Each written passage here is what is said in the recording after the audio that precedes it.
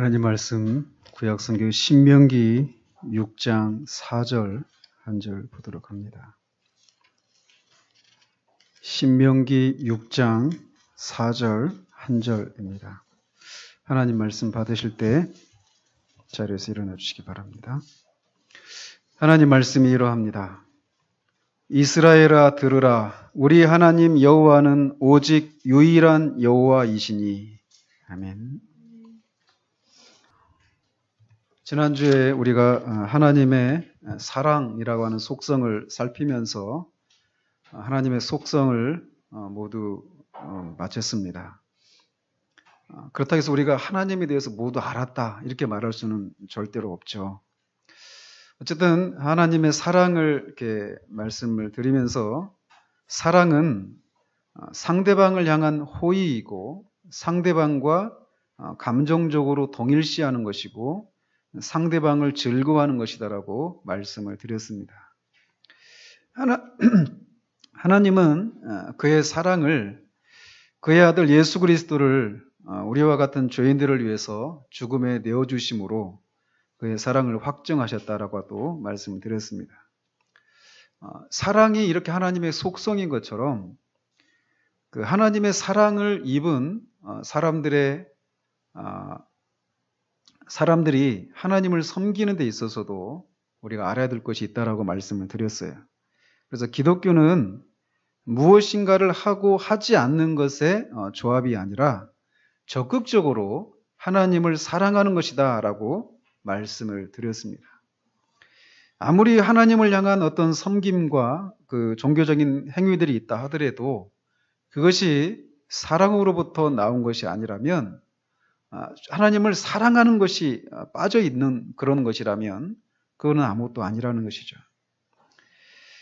그래서 하나님의 속성 중에 맨 마지막에 사랑을 살핀 것입니다. 우리가 하나님에 대해서 모두 알았다면, 우리가 진짜 하나님을 알았다면 결과적으로 우리에게 남아야 될 것은 그 하나님을 적극적으로 사랑하는 그런 것이 남아야 한다라는 것이죠. 자, 이렇게 해서 우리는 소위르문답 제3문답 하나님은 누구신가에 대해서 살펴봤습니다. 오늘은 이어서 소위르문답 제5문답을 살펴보도록 합니다. 그 5문답에 질문이 이렇게 되어 있습니다. 하나님은 한 분 외에 또 다른 신이 있는가? 그것에 대한 답으로 한 분뿐이시니 곧 그는 살아계시고 참되신 하나님이시다. 이렇게 답을 하고 있습니다. 이렇게 이 소위름답 제5문답에서는 하나님이 한 분뿐이시다라고 말하고 있습니다. 이것은 성경에서도 말하고 있는 것이기도 합니다. 오늘 본문에 말하고 있는 것처럼 이스라엘아 들으라. 우리 하나님 여호와는 오직 유일한 여호와이시니. 유일한 하나님이시라는 거예요. 여호와 하나님만 유일한 신이시다라는 것이죠. 또 같은 성경 신명기 4장 39절에 그런즉 너는 오늘 위로 하늘에나 아래로 땅에 오직 여호와는 하나님이시요 다른 신은 없는 줄을 알아 명심하라라고 말하고 있습니다. 또 이사야 45장 21절에서도 나 외에 다른 신은 없나니 나는 공의를 행하며 구원을 베푸는 하나님이라 나 외에 다른 이가 없느니라 라고 신이 하나님 당신 자신만이 신이시다라고 말씀하고 계십니다. 그렇다면 왜 하나님이 이렇게 한 분뿐이시다라고 이렇게 강조하고 있는가라는 것입니다. 그것은 이 세상에 이름뿐인 잡다한 신들이 있기 때문에 그렇습니다. 비록 하늘에나 땅에나 신이라 불리는 자가 있어 많은 신과 많은 주가 있으나 라고 사도가 고린도전서에서 말하고 있어요. 그런 것처럼 오늘날에도 굉장히 많은 신이 있다라고 생각을 합니다. 가까운 이웃나라 일본에는 약 3천만 정도의 신들이 있다고 합니다. 인도에는 3억 이상의 신이 있다고 그래요. 그것도 단지 추정치일 뿐입니다.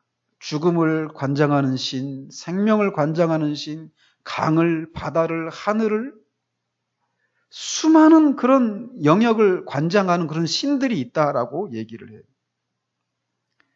심지어 얼마 전에 지진이 일어났었던 그 네팔에서는 어린 아이를, 여자아이를 신으로 추앙하기도 합니다. 아마도 이 세상에는 수를 헤아릴 수 없이 많은 수의 신이라고 이름이 불려지는 그런 존재들이 있어요. 여러분들이 그 일본의 제가 일본 그런 문화를 싫어하거든요. 왜냐하면 일본 문화 안에는 이런 정신들이 들어있어요. 뭐 만화나 드라마나 영화나 그런 거 보면은 곳곳에 이 우상 이 개념이 들어있어요. 그래서 그걸 접하다 보면 자신도 모르게 이런 이 사상에 노출되게 된다라는 것이죠. 그러나 성경은 말합니다. 신은 오직 한 분뿐이시다. 그분이 바로 여호와 하나님이시다라고 말하고 있습니다. 하나님이 한 분뿐이시다라고 하는 사실은 그가 무한하신 하나님이라는 사실을 통해서 드러납니다. 나 여호와가 말하노라 나는 천지에 충만하지 아니하냐 이렇게 말씀하셔서 하나님은 무한하시기 때문에 모든 장소에 완전한 모습으로 동시에 모든 곳에 계신다라고 말씀하고 계셔요. 그런데 이렇게 모든 장소에 일시에 채우시는 무한한 분이 계시다면 또 다른 무한한 존재가 있을 수 있겠는가라는 거죠. 그럴 수 없다라는 것이죠. 또 하나님이 전능하시다라고 성경은 말하고 있어요. 그런데 만약 이 세상에 전능한 존재가 둘 이상이 있다면 그 전능한 두 존재 사이에 늘 갈등이 있을 수밖에 없을 것입니다. 그러나 우리가 보다시피 우리가 살고 있는 이 세상, 이 우주는 질서와 조화가 이루어져서 그렇게 통치가 되어져 가고 있는 것을 봅니다. 그것은 전능한 존재가 한 분밖에 없다라고 하는 것을 드러내는 증거라는 것이죠. 나는 처음이요 나는 마지막이라 나 외에 다른 신이 없느니라. 그러므로 하나님은 한 분뿐이시다라고 말하고 있는 것입니다. 그런데 오늘 문답에 보면 한 분뿐인 하나님이 살아계신다라고 말하고 있어요. 하나님이 한 분 하나님이 존재하신다라고만 말하지 않고 살아계신다라고 말하고 있다라는 것이. 이렇게 하나님이 그냥 생존해 계신다라고 말하지 않고 살아계시다라고 말하는 것은 하나님을 죽은 우상들과 대조되는 분으로 드러내기 위함입니다. 하나님 이외의 모든 신이라고 불리는 존재들은 그들이 관장하는 영역과 그들의 능력과 종류도 다양하지만 공통적인 특징이 한 가지가 있어요. 그것은 무엇이냐면 그 수많은 신이라고 불려지는 그 존재들이 만들어진 신이라는 것입니다. 그것들은 인간이 만들기 전에는 없었던 존재들이에요. 뿐만 아니라 그것들은 죽어 있습니다. 성경은 그 우상들이 죽어 있다라고 하는 것을 이렇게 표현합니다. 그들의 우상들은 은과 금이요 사람이 손으로 만든 것이라. 입이 있어도 말하지 못하며 눈이 있어도 보지 못하며 귀가 있어도 듣지 못하며 코가 있어도 냄새 맡지 못하며 손이 있어도 만지지 못하며 발이 있어도 걷지 못하며 목구멍이 있어도 작은 소리조차 내지 못하느니라. 이렇게 수많은 신이라고 불려지는 그런 우상들, 이 존재들은 죽어 있다라는 것이죠. 그러나 이에 비해서 데살로니가전서 1장 9절에서 사도 바울은 하나님을 가리켜서 살아계시고 참된 하나님이다라고 묘사를 합니다. 그렇습니다. 하나님은 살아계십니다. 하나님이 살아계시다라고 하는 것은 그분이 모든 존재하는 것들에게 생명을 주시고 그것들을 보존하시는 것을 통해서 드러납니다. 그래서 사도는 만물을 살게 하신 하나님이라고 부르는 거예요. 모든 만물이 식물이든 동물이든 사람이든 천사든 모든 존재하는 그 모든 것들이 만물을 살게 하신 하나님이 생명을 주시기 때문에 살아있을 수 있다는 거예요. 그래서 사도는 아덴에서 우리가 그를 힘입어 살며 기동함이 있느니라 라고 말하고 있습니다. 여기에 보면 하나님은 이렇게 묘사합니다. 만약 하나님이 자신만 생각하시고 그의 영을 거두시면 모든 만물이 일체로 망할 따름이다.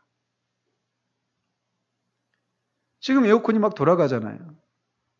제가 리모컨 한 방 딱 누르면 그냥 그 순간 끝나버립니다. 그런 것처럼 지금 우리가 살아있고 움직이고 뭔가를 막 계획하고 살아가고 있어요. 그런데 하나님이 우리에게 주신 생명을 거두어가시면 그 순간 우리는 죽고 맙니다. 그래서 모든 만물이 지금 살아 움직이고 있다라고 하는 그 자체가 하나님이 살아계시다라고 하는 것을 드러낸다라는 거예요. 뿐만 아니라 그분은 영원히 통치하시는 것을 통해서 그분의 살아계심을 드러내십니다. 그분은 단지 생존해 계시는 분이 아니셔요. 지진 참사가 나거나 무슨 막 큰 대형 사고가 나면 곧장 투입되는 사람들이 있죠. 구호대, 그죠? 이 사람들이 뭐하러 막 그 현장에 뛰어듭니까? 그 참사 현장에 살아있는 사람, 생존자를 찾기 위해서죠. 그렇게 생존하고 있는 사람, 그 사람은 자신이 존재하고 있는 것도 밖에 알릴 수 없어요. 그러니까 구호대가 막 찾아야죠. 그뿐만 아니라 그냥 생존하고 있을 뿐이지 그가 살아있다라고 하는 어떤 증거도 드러낼 수가 없어요. 근데 하나님은 그런 식으로 생존해 계신 분이 아니시라는 거예요. 그분은 생존하실 뿐만 아니라 살아계시다라는 거예요. 그래서 그분을 살아계심을 드러내시고 그분의 살아계심을 모든 것들을 통치하시는 것을 통해서 드러내신다라는 것입니다. 하나님은 이렇게 살아계신 분이셔요. 마지막으로 오늘 문답에 보면 하나님은 한 분뿐이시고 살아계신 분이시다라고 하는 사실에 한 가지를 더 추가하고 있는데 그것은 그분이 참된 하나님이시다라고 하는 것입니다. 왜 그분을 참된 하나님이시다라고 말하는가? 그것은 신이라고 불리는 모든 우상들이 거짓된 반면에 하나님만이 참으로 존재하시는 분이시다라고 하는 것을 강조하기 위함입니다. 예레미야 10장 11절 15절에 이렇게 말을 하고 있습니다. 너희는 이같이 그들에게 이르기를 천지를 짓지 아니한 신들은 땅 위에서 이 하늘 아래에서 망하리라 하라. 그것들은 헛것이요 망령되이 만든 것인즉 징벌하실 때 멸망할 것이나 라고 말합니다. 하나님 이외에 신이라 불리는 모든 존재들은 거짓된 것들이고 헛것이다라는 거예요. 오직 하나님 한 분만이 참되신 분이시라는 겁니다. 그러므로 우리는 다른 일체의 신들을 배격해야 합니다. 다른 일체의 신들을 배격해야 한다라고 하는 것은 그것들을 섬기지 말아야 할 뿐만 아니라 그것들을 두려워하지도 말아야 한다라는 것을 의미합니다. 칼빈은 인간의 마음은 우상을 만들어내는 공장과도 같다라고 말을 했는데 참으로 그것은 진리입니다. 지금까지 인류는 얼마나 많은 종류의 신들을 만들어 왔고 또 지금도 만들어서 그것들의 스스로를 복종시키고 있는가 보십시오. 말씀드린 대로 이 세상에 있는 모든 신이라 불리는 존재들은 그것들이 없었던 적이 있었어요. 인간의 필요에 의해서 역사의 어느 한때 만들어진 것들이고 그것들은 죽어있는 존재이며 허상일 뿐이라는 것이. 그것들은 호흡하지 못하고 인간의 위기에서 아무런 도움을 줄 수 없는 존재들입니다. 오직 하나님 한 분만이 유일하시고 살아계신 참 신이십니다. 그러므로 우리는 오직 하나님 한 분만을 섬기고 모든 신들을 배제해야 합니다. 이렇게 세상에는 오직 한 분 하나님만 참 신이십니다. 따라서 이 사실은 자연스럽게 다음과 같은 결론으로 이어집니다. 즉, 이 세상에 참된 종교는 오직 하나밖에 없다라는 사실이에요. 만일 많은 신이 있다면 종교도 많이 있을 것이고 신들마다 제각기 나름의 방식대로 예배될 것입니다. 그러나 만일 오직 단 한 분의 신이 계시다면 참된 종교는 오직 하나뿐이고 한 주님의 한 믿음을 가지게 됩니다.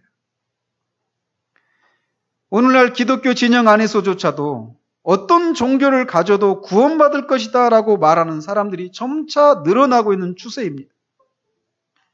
그래서 오직 하나의 참된 종교, 오직 하나의 구원의 길만이 있다라고 말하면 그 사람을 무례하고 독단적인 사람이라고 공격을 합니다.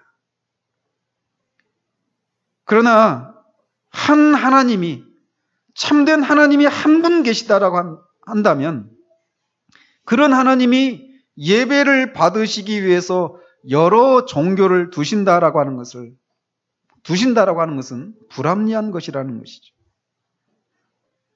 지옥에 가는 길은 많이 있습니다. 그러나 천국에 가는 길은 오직 하나입니다.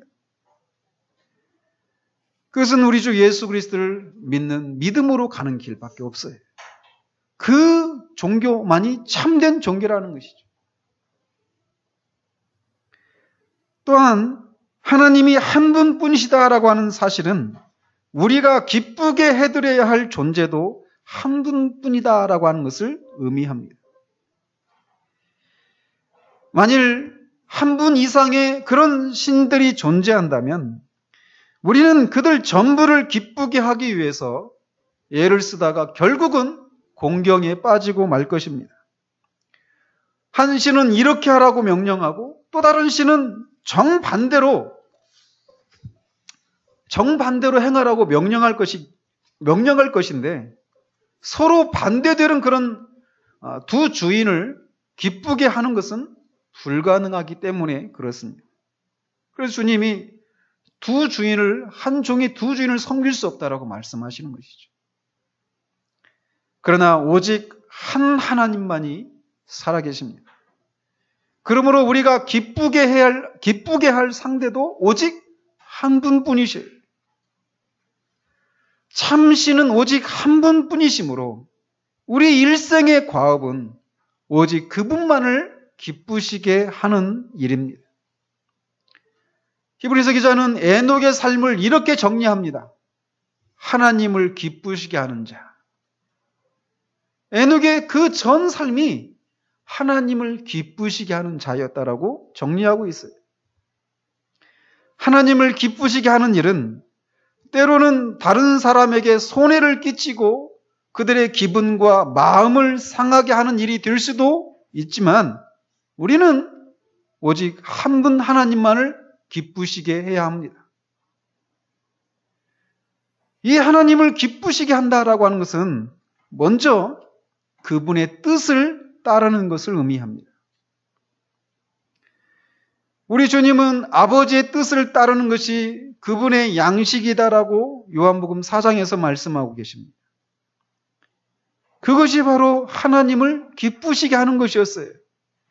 그래서 아버지 하나님은 우리 주 예수 그리스도를 향해서 이는 내 사랑하는 아들이요 내 기뻐하는 자다라고 말씀하셨던 것이죠. 성경은 말하기를 우리를 향한 하나님의 뜻을 우리가 거룩해지는 것이다라고 말합니다. 그러므로 우리가 거룩해지기 위해서 노력하는 것은 하나님을 기쁘시게 해드리는 것이라는 것이죠. 또 우리가 하나님이 우리로 하여금 하게 하신 일들을 우리가 행할 때 우리는 그분을 기쁘시게 해드리는 것이 됩니다. 하나님은 우리에게 십계명의 두 돌판을 주셔서 그것을 지키며 살도록 명령하셨습니다. 우리가 알다시피 두 돌판 중에 첫 번째 돌판에는 하나님을 향해 우리가 어떻게 행해야 하는가가 기록되어 있고, 두 번째 돌판에는 우리의 이웃에게 어떻게 행할 것인가를 기록해 놓고 있습니다. 따라서 이 두 돌판에 새겨진 것을 어느 하나도 무시하거나 간과해서는 안 되는 것들입니다. 이 땅을 지나는 하나님의 백성들이 행할 바가 바로 이것이에요. 이 십계명을 지키는 삶, 이것이 하나님을 기쁘시게 해드리는 것이 된다라는 것입니다. 소위로응답을 시작할 때 말씀드린 대로 성경은 우리가 하나님에 대해 믿어야 할 것과 하나님이 우리 인간에게 요구하시는 것이 무엇인가를 주로 다루고 있다라고 말씀을 드렸어요. 십계명이 바로 이것을 가장 축약해서 보여주고 있는 것입니다. 하나님에 대해 우리가 무엇을 믿어야 하고 하나님이 인간이 우리에게 무엇을 요구하시는가, 그것을 십계명을 통해서 축약해서 보여주고 있다는 것입니다. 따라서 우리는 하나님과 이웃에 대한 의무를 이행함으로써 그분을 기쁘시게 해드려야 합니다. 또 우리가 하나님을 기쁘시게 할 때 그것을 어떤 하나님 우리에게 주신 의무를 행하되 우리의 마음과 성품과 사랑과 존경의 마음을 들여서 행할 때 그분을 기쁘시게 하는 것이 됩니다. 의무들을 행하지 않으면 좋지 않은 일이 생기거나 벌을 받을 것에 대한 두려움으로 행하는 것은 하나님을 기쁘시게 해드리는 것이 아니. 인간적인 생각엔 안 하는 것보다야 낫지 않느냐라고 할지 모르지만 우리의 사랑과 존경을 받으시기에 합당한 하나님을 섬기는 데 있어서 우리가 사랑과 존경으로 그분을 섬겨드리지 않는다면 안 한만 못한 것이 된다라는 것입니다. 그러므로 우리가 그분을 섬길 때는 사랑과 열심으로 섬겨야 합니다. 그런 태도가 하나님을 기쁘시게 해드리는 것이 되는 거예요. 또 하나님이 한 분뿐이시다라고 한다면 우리는 오직 그분에게만 기도해야만 합니다. 우리가 살펴본 대로 가톨릭주의자들은 이 땅에 공덕을 많이 쌓은 성자나 마리아에게 기도해야 한다라고 가르칩니다. 그러나 기도는 오직 하나님 한 분께만 드려져야 합니다. 기도는 하나님께 드리는 예배의 일부이기 때문에 그렇습니다. 예배의 대상이 오직 하나님 한 분뿐이시듯이 기도의 대상도 오직 하나님 한 분뿐이십니다. 또한 하나님이 한 분뿐이시라면 하나님은 우리가 사랑해야 될 최고의 대상이 되어야 합니다. 하나님보다 사랑하는 그 어떤 존재가 있어서는 안 된다라는 것이. 그러므로 우리는 하나님께 최고의 경외를 드려야 합니다. 찬양을 드릴 때도 우리는 최고의 경외심과 사랑의 마음으로 찬양을 드려야 해요. 우리 어린 아이들도 마찬가지예요. 찬양을 할 때 우리의 온 마음을 다해서 찬양을 해야 됩니다. 비록 음정 박자가 틀린다 할지라도 하나님이 더 중요하게 생각하는 것은 우리의 사랑의 마음이에요. 존경의 마음이에요. 찬양을 하는데 입술도 열지 않고 소리도 내지 않는 것, 하나님을 모욕하는 것이에요. 그런 사람이 어찌 하나님을 경외하는 사람이고 구원받은 사람이라고 할 수 있을까요? 전 동의가 되지 않습니다. 우리는 때로 다른 피조물들, 우리의 자녀들도 사랑하고 우리에게 주신 여러 가지 삶에 대해서 감사하고 사랑할 수 있고 또 사랑해야 합니다. 그러나 그 모든 사랑의 정수는 오직 하나님께로만 향해야 합니다. 왜냐하면 하나님은 만유 위에 계신 뛰어나신 하나님이시기 때문에 그래요. 하나님만이 우리의 최고의 사랑의 대상이 되어야 합니다. 또 하나님이 오직 하나님만 참된 하나님이시라면 우리는 하나님이 아닌 다른 우상을 섬기지 말아야 합니다. 다른 신에게 예물을 드리는 자는 괴로움이 더할 것이라. 나는 그들이 드리는 피의 전제를 드리지 아니하며 내 입술로 그 이름도 부르지 아니하리로다. 우리는 지금 이 주일에 교회에 나와 있고 하나님 앞에 예배하는 자리에 있기 때문에 나는 우상을 섬기지 않아요 라고 말할지 모릅니다. 그러나 우상이라고 하는 것은 단지 눈에 보이는 새겨진 신들만을 섬기는 것이 아닙니다. 성경은 우상의 존재를 이렇게 정의해요. 하나님보다 더 사랑하는 그 존재, 그것이 바로 우상이다라고 말을 합니다. 그런 면에서 볼 때 우리 자신을 살펴보면 우리는 얼마나 그냥 내가 교회에 나오고 기독교인으로서 살아가기 때문에 나는 우상을 섬기지 않는다라고 말할 수 없는가를 보게 됩니다. 예를 들어 사람들이 가장 흔하게 섬기는 우상들이 이런 것입니다. 내일 석가탄신일에서 많은 사람들이 절에 가서 절하고 막 그러겠죠. 소원도 빌고 기도하고. 그것만 우상을 섬기는 것이 아니라는 거예요. 그것뿐만 아니라 사람들이 흔히 섬기는 우상은 다음과 같은 것들이 먼저는 쾌락이 그들의 신이 될 수 있습니다. 디모데후서 3장 4절에서 쾌락을 사랑하기를 하나님 사랑하는 것보다 더하며 라고 말합니다.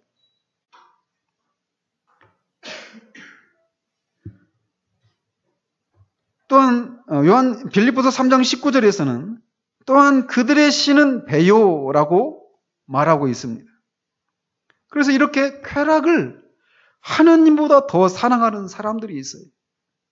그들에게 있어서 쾌락이 그들의 우상인 것이죠. 신인 것이에요.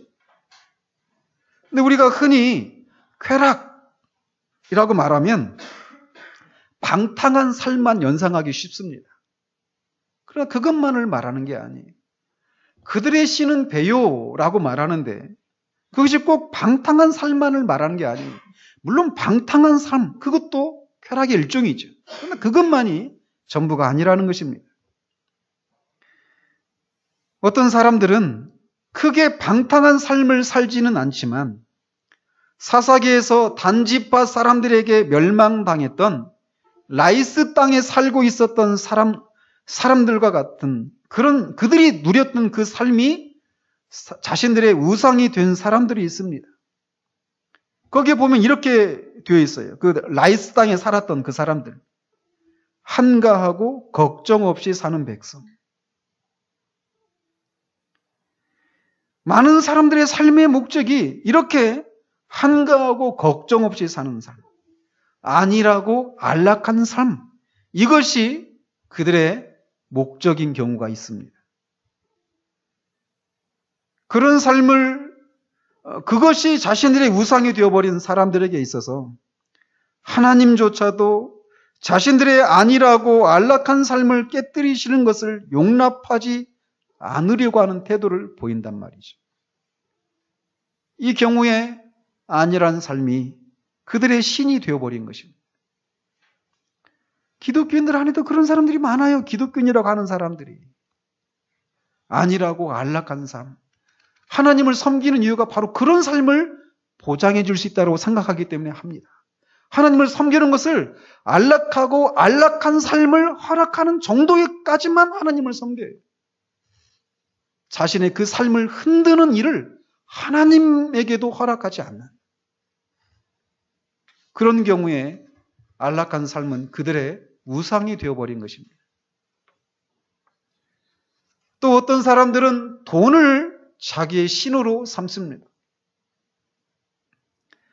에베소서 5장 5절에서 사도는 탐하는 자, 곧 우상 숭배자 이렇게 말합니다. 탐욕스러운 자를 말하는 거예요. 많은 사람들이 돈을 사랑하고 돈을 의지하고 돈에 소망을 둠으로써 돈을 신으로 섬깁니다. 돈이 있고 없고에 따라 자신이 존재하고 존재하지 않는 것처럼 생각을 합니다. 돈이 자신의 위기 상황에서 구원해 줄 것으로 생각하고 돈이 슬플 때 위로해 줄 것처럼 생각하며 돈을 의지합니다. 따라서 돈이 그들에게 신적인 존재예요. 토마스 왓슨은 이것을 이렇게 말합니다. 하나님은 땅의 티끌로 사람을 지으셨는데 사람은 땅의 티끌을 자기 신으로 삼는다. 이렇게 돈을 자기의 신으로 삼는 사람들이 있어요. 또 어떤 사람들은 자기 자녀를 신으로 삼고 자녀를 하나님의 자리에 올려놓는 사람이 있습니다. 그 결과 하나님을 격동해서 그 자녀를 데려가게 만드는 일을 한다라는 거예요. 그 유아실의 그 유리문이 강화유리예요. 그렇지만 그 유리를 우리가 지나치게 거기 유리에 몸을 기대면 유리가 깨지고 말 것입니다. 마찬가지로 많은 사람들이 자기 자녀에게 지나치게 기대므로써 자녀를 망치고 마는 경우들이 있어요. 그들의 선택과 행동의 기준은 하나님의 뜻이 아니라 자녀들의 요구입니다. 자녀들의 뜻이에요. 자녀가 뭘 원하느냐? 이것이 자신들의 선택과 행동의 기준이 되고 있다는 것이죠. 그들의 자녀들이 그들의 삶의 이유이고 그들의 자녀가 그들의 의지의 대상이며 그들의 자녀의 뜻이 곧 그들의 법입니다. 어려서부터 자녀를 그렇게 대해온 부모가 그 자녀가 결혼을 하면 배우자에게 심한 질투를 느끼고 자녀를 독립시키지 못하고 끝까지 품에 안으려다가 가정에 어려움을 불러일으킵니다. 이런 일들이 얼마나 많은지 몰라요. 자기는 자녀를 사랑한다고 하는 건데 사실은 온전한 방식의 사랑이 아니어서 오히려 그 가정에 어려움을 끼치는 일들이 비일비재하다라는 것이죠. 우리는 하나님이 주신 자녀를 사랑해야 합니다. 그건 마땅한 도리입니다. 그러나 자녀를 사랑하는 그 방식은 아브라함이 이삭을 하나님께 바친 후에 그 이삭을 사랑했던 그런 방식이어야 합니다. 아브라함이 이삭을 토저의 말대로 거부의 학교에서 이 이삭을 하나님께 바치고 다시 되돌려 받은 후에 아브라함은 온전한 방식으로 이삭을 사랑할 수 있었습니다. 따라서 하나님이 주신 것을 사랑하는 원리는 하나님을 사랑하기 때문에 그 무엇을 사랑하는 것이어야 합니다. 자녀도 마찬가지, 우리의 건강도 마찬가지고 하나님이 우리에게 주신 모든 삶의 선물들을 사랑하는 방식은 다 이런 것이어야 합니다. 하나님을 사랑하기 때문에 무엇인가를 사랑하는 것입니다. 하나님이 데려가실 것에 대한 두려움 때문에 이러지도 저러지도 못하고 노심초사하는 것이 아니라 하나님의 주권에 맡기고 같이 사는 동안 그와의 관계를 누리고 감사하면 되는 것이에요. 제가 아는 그 집사님의 어머님이 돌아가실 때 마지막에 이렇게 말씀하셨어요. 그 딸하고 이런 대화를 나누면서 나는 너를 만나서 행복했다. 저는 그 말이 부모가 자녀를 어떻게 사랑해야 되는가를 말해주는 그런 표현 같아요.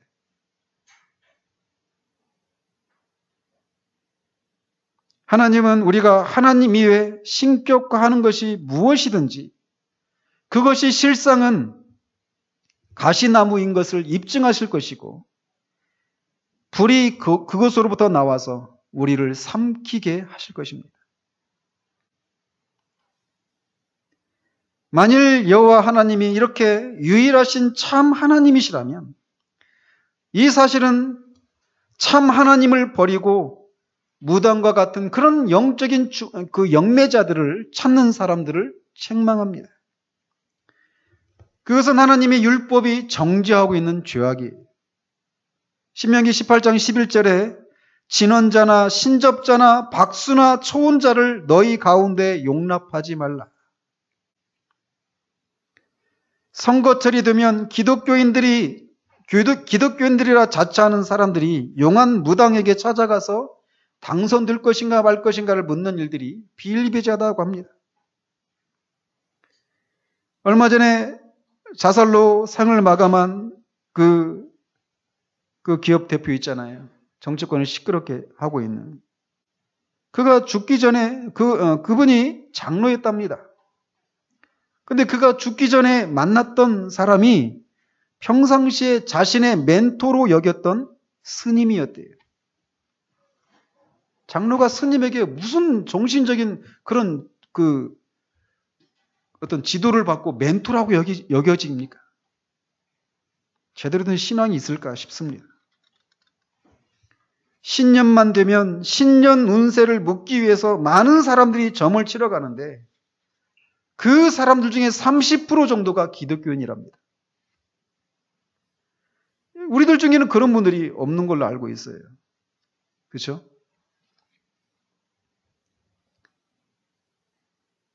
그러나 오늘날 기독교 현실이 이래요. 이것은 하나님이 아닌 자신의 삶에 대해서 내 삶이 어떻게 될 것인가 이것을 묻기 위해서 하나님이 아닌 다른 것을 찾는 것을 하나님은 극히 미워하십니다. 그러므로 악은 모양으로라도 어떤 모양으로라도 악은 다 버려야 해요. 우리가 심심풀이로 재미로 신문이나 이런 데서 오늘의 운세 이런 게 있잖아요. 그죠? 그것도 보지 마십시오. 우리의 삶은 그날의 운세에 따라 사라지는 게 아니에요. 살아계신 하나님. 그분이 우리의 삶을 인도하십니다. 그분이 통치하셔요. 또 하나님이 한 분만 계신다면 하나님이 하나이심으로 그를 섬기는 사람들도 하나가 되어야 합니다. 이것을 위해서 예수 그리스도께서 마지막 그 대제사장적인 기도에서 그들도 다 하나가 되게 해달라고 간구하시잖아요. 서로 하나가 된다라고 하는 것은 크게 두 가지 면에서 하나가 되는 것입니다.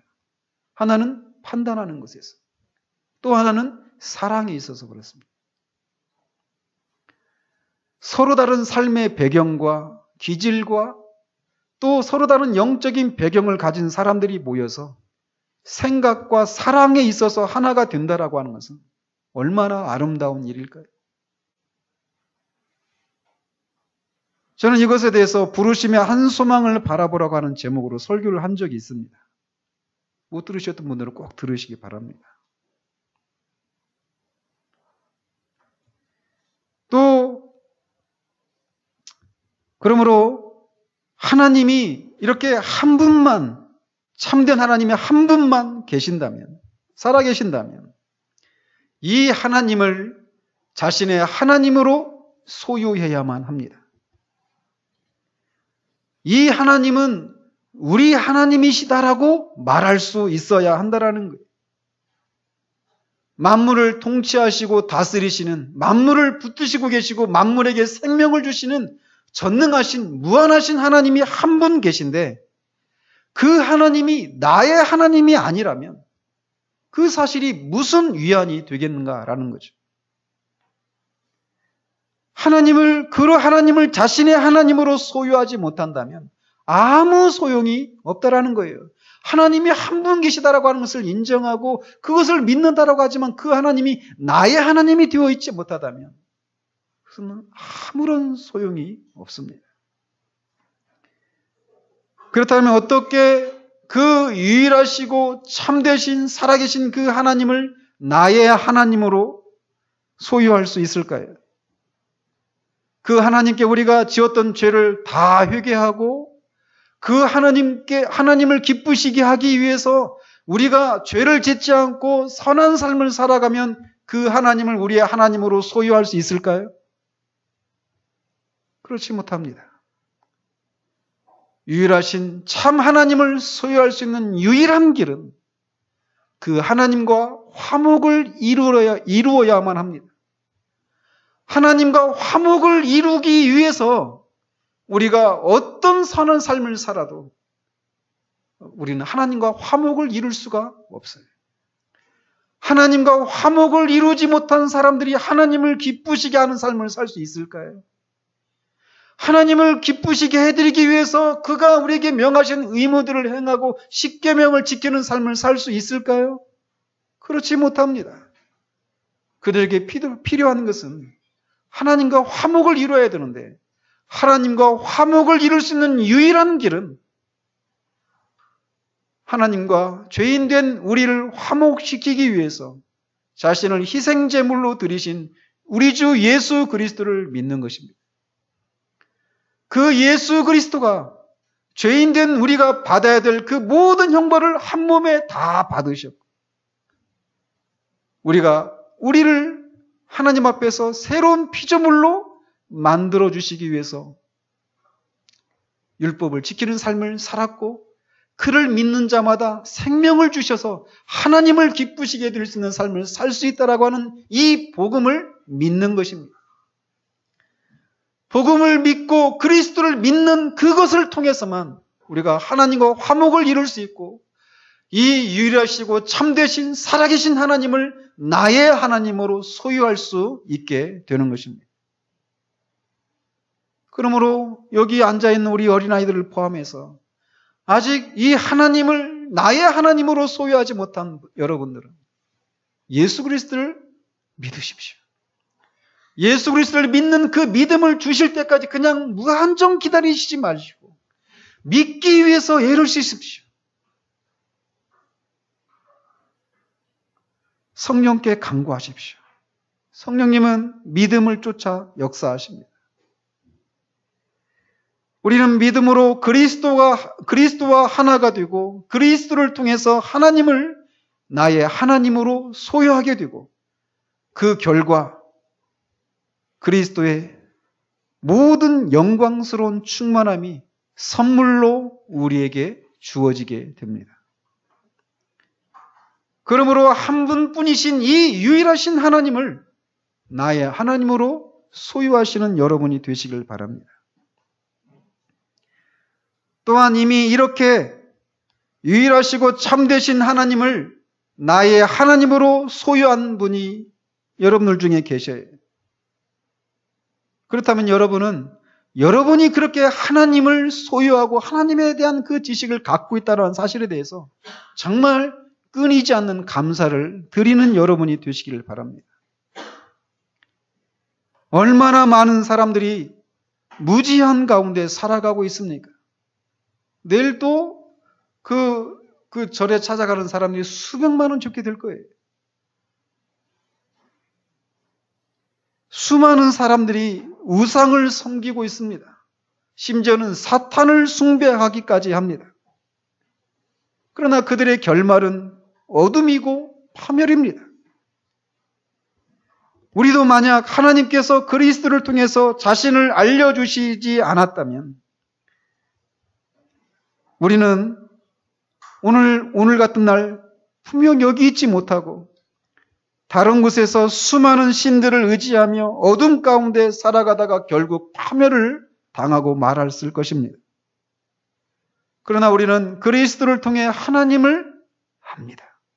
그 하나님을 나의 소유라고 말할 수 있게 되었습니다. 그러므로 우리는 하나님을 알게 된 것에 대해서 무한한 감사를 드려야 합니다. 우리가 무엇인가 다른 사람들보다 나은 삶을 살았거나 더 나은 존재이기 때문이 아니라 전적으로 그분의 은혜로 되어진 일입니다. 그러므로 우리는 그분께 감사해야 합니다. 다른 무엇보다도 그분을 그리스도를 통해서 그분을 우리에게 알려주신 것, 하나님이 우리의 소유가 되게 된 것, 우리가 그분의 소유가 되게 된 것, 그 사실 하나만으로도 우리는 담이 없는 감사를 드릴 수밖에 없습니다.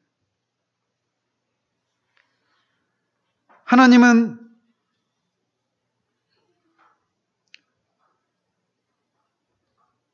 블레이즈 파스칼이 말하는 것처럼 하나님은 이 세상의 지혜자나 철학자의 하나님이 아니십니다. 사람들이 관념 속에서 만들어낸 하나님이 아니시라는 거예요.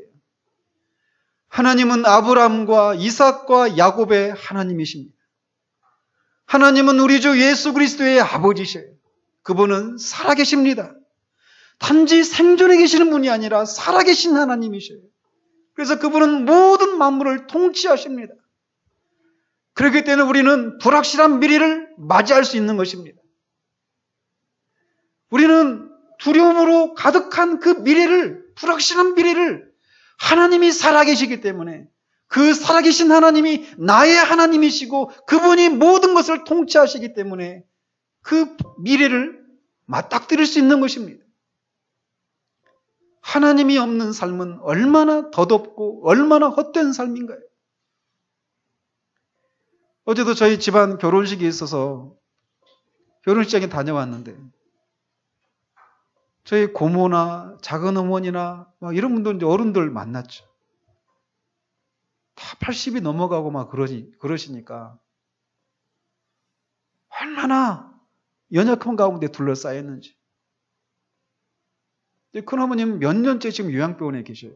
제가 시간이 없어서 찾아뵙지 못했는데 눈이 안 보이시고 막 뭐 팔이고 다리고 빼싹 가죽만 남았네. 그것이 우리 인생입니다. 인생이 정말 하나님이 없다면 우리 인생같이 서글프고 덧없는 것이 없어요. 아무리 잘 먹고 큰 집에서 살고 큰 차를 타고 살든 그가 죽음이라고 하는 그 현실 앞에 서면 못 먹은 사람이나 잘 먹은 사람이나 차이가 없습니다. 유명했던 사람이나 무명했던 사람이나 차이가 없어요. 그렇기 때문에 이 땅에서 얼마나 편안하고 좋은 안락한 삶을 살았는가, 유명한 삶을 살았는가, 그것은 중요한 문제가 아닙니다. 인생은 이 땅에 태어나서 슬픔과 눈물로 점철된 삶을 살다가 그냥 가는 것이 인생이에요. 하나님이 없다면 말이에요. 그렇기 때문에 인생 그 자체를 우리가 냉정하게 살펴보면 참으로 덧없는 것이 우리 인생입니다. 무엇을 위해서 아침 일찍 일어나서 졸린 그 피곤한 몸을 끌고 직장에 나가십니까? 무엇을 위해서 우리 친구들 아침에 일찍 일어나서 학교에 가서 공부해요? 무엇을 위해서 잡니까? 무엇을 위해서 먹습니까? 무엇을 위해서 돈을 벌어요? 무엇을 위해서요? 다 헛되게 끝나고 말 것인데 말이에요. 그런데 하나님이 우리를 찾아오셨습니다. 살아계신 하나님이 우리를 찾아오셨어요. 그래서 우리의 삶을 풍요롭게 하십니다. 의미 있게 하셔요. 살만한 가치가 있는 삶으로 우리의 삶을 바꾸십니다. 하나님을 자신의 소유로 삼은 사람들은 바로 그런 사람들이에요. 하나님이 없다면 우리의 삶은 참으로 허무하고 허무하기 짝이 없습니다. 그러나 그런 우리의 삶에 하나님이 찾아오셔서 소금이 들어가지 않은 그 음식이 아무 맛이 없다가 소금을 넣으면 제맛이 살아나는 것처럼 우리의 삶에 하나님이 없기 때문에 헛되고 헛된 덧없는 그 고무한 그 삶에 하나님이 맛을 내십니다. 그게 바로 그리스도인이에요. 그래서 주님이 너희는 세상의 소금이다라고 말씀하시는 거예요. 여러분, 그런 삶을 살고 계십니까?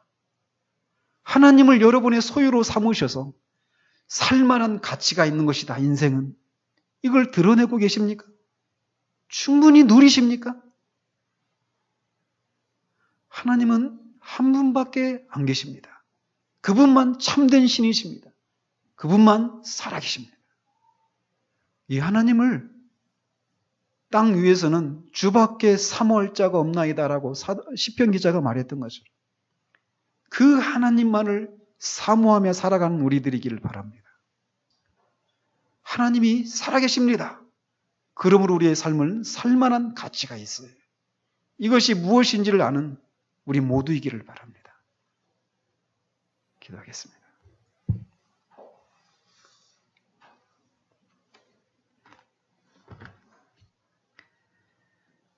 하나님 아버지, 하나님이 계시지 않으셨다면, 계시되 그저 생존에 계실 뿐만 아니라 살아 계셔서 우리에게 생명을 주시고 주님이 다스리시고 통치하시는 그런 하나님이 아니셨다면 우리의 삶은 얼마나 비참하고 허무하기 짝이 없는지요. 일생을 정말 주어진 삶에 충성을 다하며 그렇게 뼈가 빠지도록 그렇게 애를 썼지만 그 인생의 최후의 모습은 참으로 비참하기 짝이 없는 것을 봅니다. 지금은 우리가 먹을 것도 먹고 가고 싶은 곳에 가고 볼 것을 보고 들을 것을 듣고 누릴 것을 누리고 있지만 언젠가 우리 삶은 다 그렇게 아무것도 할 수 없는 그런 삶을 모두가 맞이하게 될 것입니다. 하나님이 없다면 인생이 결국 그렇게 끝난다라고 하는 생각할 때 얼마나 인생은 허무하고 덧없는 삶인지요. 그러나 하나님이 우리에게 찾아오셨습니다.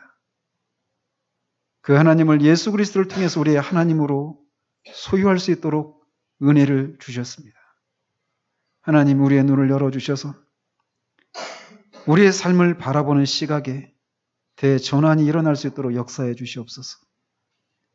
하나님이 살아계시기 때문에 우리가 불확실한 미래를 직면할 수 있고, 하나님이 살아계시기 때문에 우리가 우리의 삶이 살만한 가치가 있다라고 하는 것을 실제로 맛보며 드러내는 삶을 사는 우리 모두 될 수 있도록 주님 도우시기를 원합니다. 예수 그리스도 이름으로 기도합니다. 아멘.